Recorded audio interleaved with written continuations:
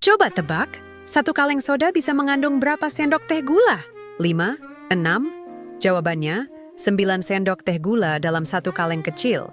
Dan itu hanya satu minuman. Tapi, ini bukan video yang akan melarangmu makan kue. Justru sebaliknya, kita akan cari tahu cara tetap menikmati hidup tanpa diperbudak gula. Dan semua ini bisa dimulai dari satu kebiasaan kecil. Gula bukan musuh. Tubuh kita butuh gula untuk energi. Tapi masalahnya, kita mengonsumsi terlalu banyak. Seringkali tanpa sadar. Menurut WHO, konsumsi gula tambahan kita idealnya hanya 25 gram per hari, setara 6 sendok teh. Tapi kenyataannya, rata-rata orang Indonesia bisa mengonsumsi hampir 2 kali lipatnya. Dan ini bukan soal gigi berlubang. Kelebihan gula berkaitan erat dengan peningkatan risiko diabetes tipe 2, obesitas, penyakit jantung, bahkan gangguan mental seperti kecemasan dan depresi. Yang lebih mengejutkan, banyak orang merasa sehat, tapi tubuhnya sudah pelan-pelan berteriak, lewat rasa cepat lelah, lapar terus, hingga susah konsentrasi, dan semuanya bisa jadi pertanda bahwa kita terlalu bergantung pada gula. Tapi, kenapa kita bisa kecanduan gula? Secara ilmiah, gula memicu pelepasan dopamin, hormon senang yang juga keluar saat kita jatuh cinta. Bayangkan, setiap kali kamu makan donat, otakmu berkata, "Wah, ini enak banget, ayo lagi." Mirip seperti efek candu. Gula juga tersembunyi di mana-mana. Dari roti tawar, saus tomat, hingga yogurt, rasa buah. Bahkan yang berlabel sehat bisa mengandung gula tinggi. Dan ini membuat tubuh kita sulit lepas. Seperti berada di roller coaster gula, naik energi mendadak, lalu turun drastis, dan kita menginginkan lagi. Menurut Harvard Health, pola makan tinggi gula menyebabkan peradangan kronis, merusak metabolisme, dan membuat kita merasa lebih lelah daripada semangat.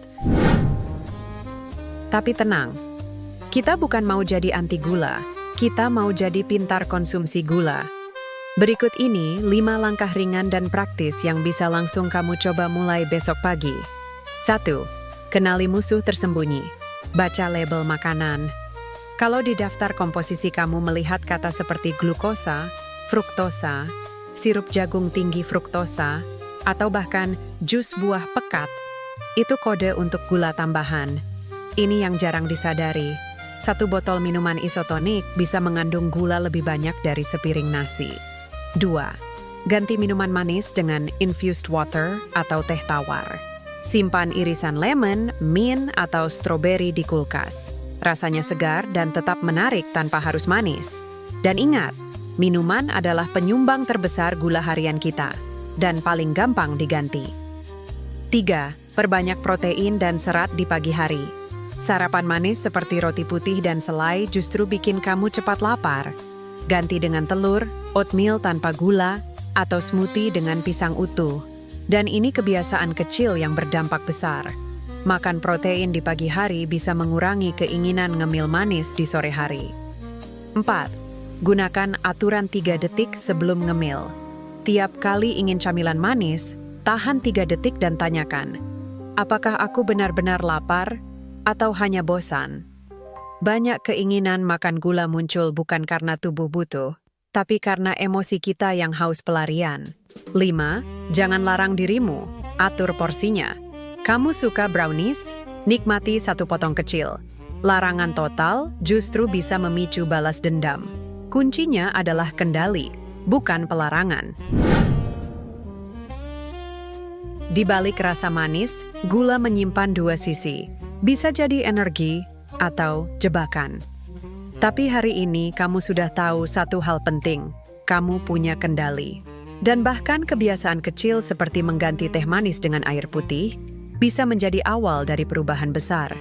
Tubuhmu tidak meminta kesempurnaan. Tubuhmu hanya ingin kamu mendengarnya dan merawatnya dengan kasih.